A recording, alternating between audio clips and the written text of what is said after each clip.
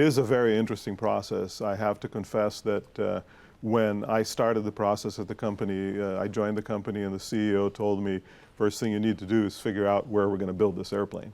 And he said, we don't need any help with that. I was like, I don't think so. We hired a company called Savills as a partner, and they helped us through a process that took about 16 months. Mm-hmm. We started with over 20 locations in 13 different states, narrowed it down at the beginning of 2025 to 3 states, 3 finalist states. And the process was, at that point, not driven by the incentives. It was driven by the availability of labor, the availability of labor workforce training, workforce development at all levels, because we need engineers, we need executives, we need HR specialists, we need communications specialists, but we also need manufacturing technicians, we need robotics operators, we need machine operators.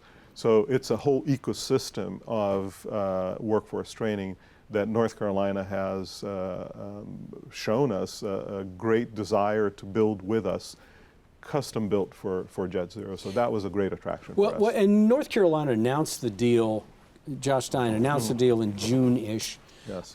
Has the financial calculus changed between tariffs, uncertain economy, jobs, et cetera, since then for you? It has not changed for us, Chris, because our business is very long-term. So when we look at the current economic environment, we see it as something that, yes, might affect some of our construction phase, whether it's through the materials or the cost of labor. But in general, when we're looking at the airplane itself and we project that we'll have a global supply chain, mostly focused in the United States, but there are several tier 1, as we call them, suppliers in aerospace that are global in nature. So flight control computers could come from France. Our side stick controllers can come from the UK.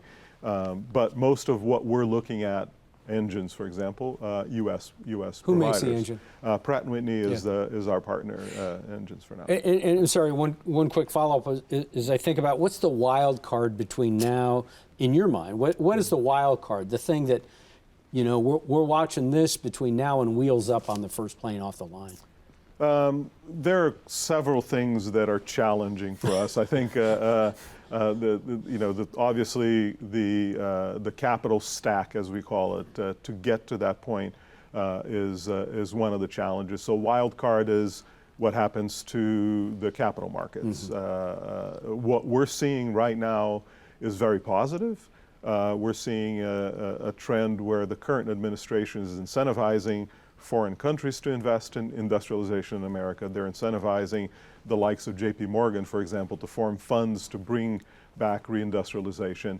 And that is all very positive for us because that signals that there's policy making that is moving in the direction that helps us.